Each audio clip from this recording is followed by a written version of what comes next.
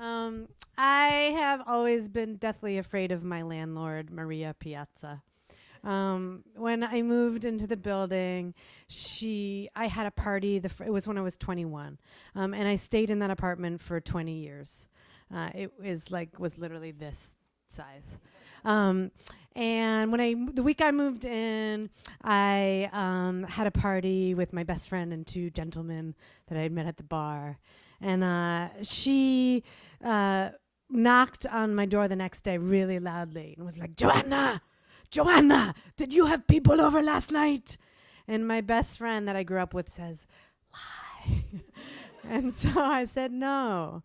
And there's silence. And then she walks away and she doesn't speak to me for 3 more months.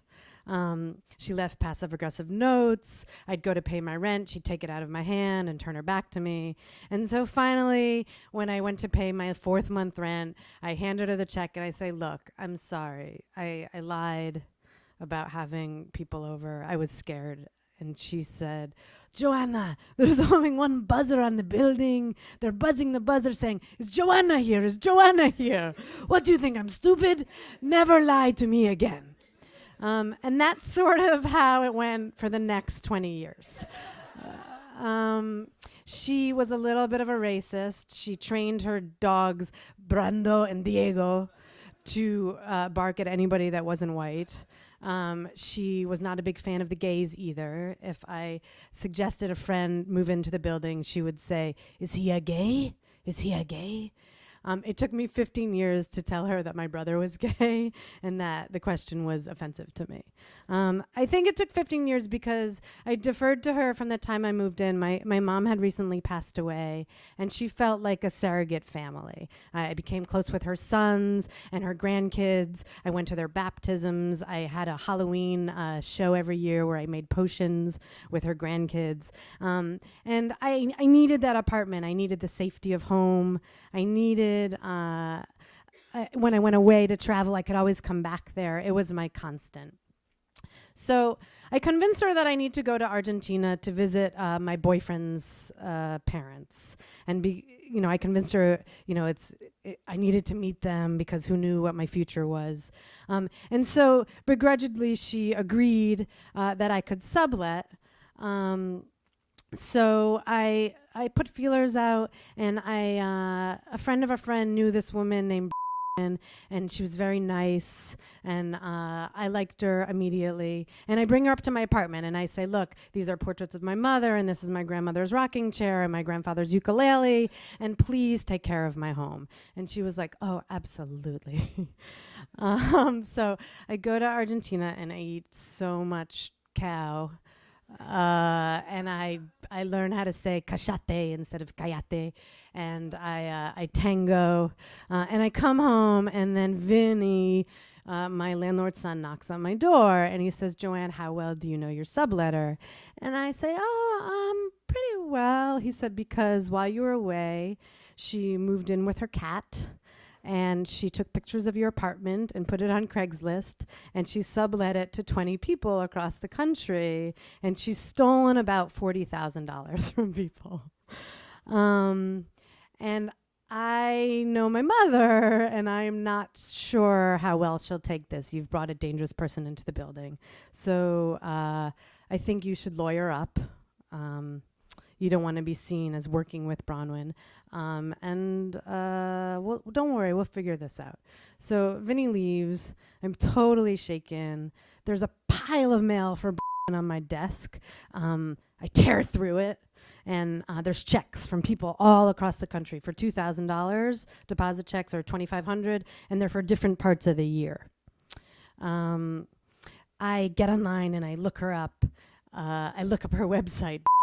.com. I feel so weird about giving her actual name, but .com, and I find out that she's not a writer like she had told me, but she's an actress, and a pretty successful one. Her career is going much better than mine. She's just been cast in like an independent film, and I am like just this little ball of nerves, like thinking I'm gonna lose my home. My brother calls. He gives me the number of a lawyer. I call the lawyer, and the lawyer tells me 3 things. He says, first of all, you have no case. she's stolen nothing from you. So it's these other people that have to report the case.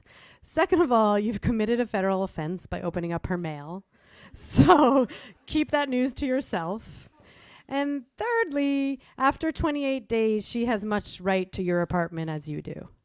So have a good night's rest. And we'll talk in the morning. So I hang up the phone. I'm completely shaken. I'm like totally freaked out that this woman is going to show up like with her hair dyed and curled, single white female style, and like just move into my apartment with me. I'm like just a nervous wreck. And it's like I'm trying to sleep all night and I can't do it. And I get up and I decide it's like 4:30. I'm like, forget about the lawyer, what the lawyer said. I'm just gonna totally ignore it. I can't live with this. And I look on the top of the checks and I spend the whole night investigating, like tracking people down, finding their work numbers. And in the morning I call as many people as I can on the list that I put together and like, hey, it's Joanne Solomon, I'm from New York and I know you're supposed to move in tomorrow, but I'm the other woman that, and like people across the country were like, it was 17 women and 1 man, by the way. People were like sobbing, like, I'm supposed to move to New York. I've dreamed about living in New York my whole life. One woman, I was like, don't worry, I have your check. She's like, you don't understand. She called me this morning saying that she had lost the check, but if I wanted the apartment to put money directly into her PayPal account. It was like, just a whole morning of like disappointing people and like destroying their dreams, basically. So I gather the evidence up. I go to work and I gather the evidence and I go to the precinct in the West Village and they're like, the officer's out in Brooklyn solving a real crime. And I was like, okay. They're like, if you want to wait for him, fine, be our guest, but I'd come back tomorrow. But like, I felt like I was ready to admit that I opened the mail and I was like just ready to just like hand over the file I had put together. I waited till 2 a.m. and the officer comes back from Brooklyn and he like looks at me and he knows like exactly who I am.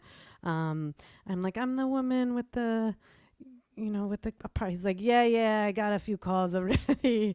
And I realize this is like the girliest case that has come across that precinct. It's like all these women like with their Sex and the City dreams and wanting to buy muffins at Magnolia and like writing morning pages at Grey Dog. And I know that suddenly it like dawns on me like it's not so serious, but it's still my home. I'm still upset. And I say to the police officer, here's the file. And he's like, okay, I got it.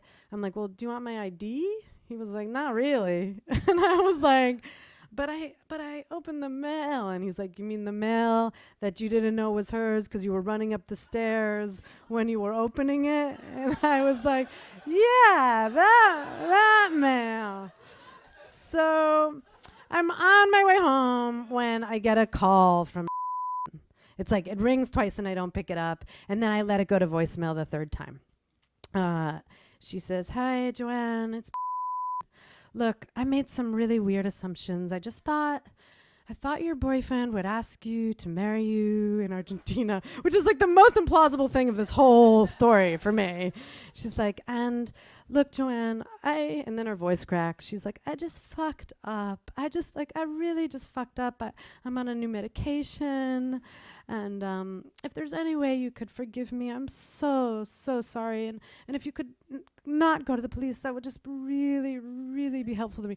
And I get off, I hang up the phone and I'm like totally shaken because like there's a few minutes where I believe her. It's like, it's humbling to say I fucked up. And I feel like she's done the right thing. And then I'm like thinking about it. I'm like, no. Fucked up is like, it's like borrowing your brother's car and then crashing that car, which I have done.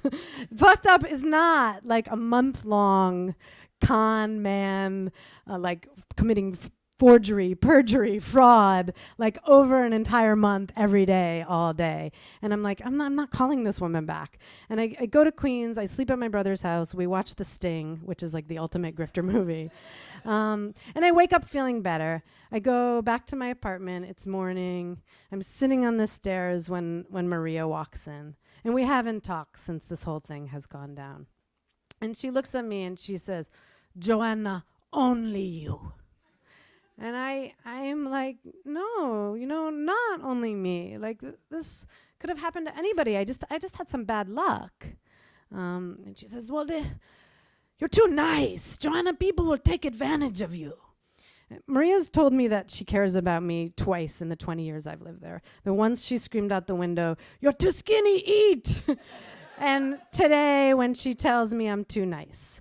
My third grade teacher didn't allow us to use the adjective nice because she felt it didn't tell the whole story. And after this whole regrettable debacle, I'm convinced that nice is the gateway adjective. I say to Maria, no, I'm not too nice. In fact, I want you to stop. This is bad enough for me already. I want you to stop being mean to me. And just so you know, I'm going to sue for emotional damages. And she walks back to her apartment silently. I think it's the first time I've stood up to her in all these years.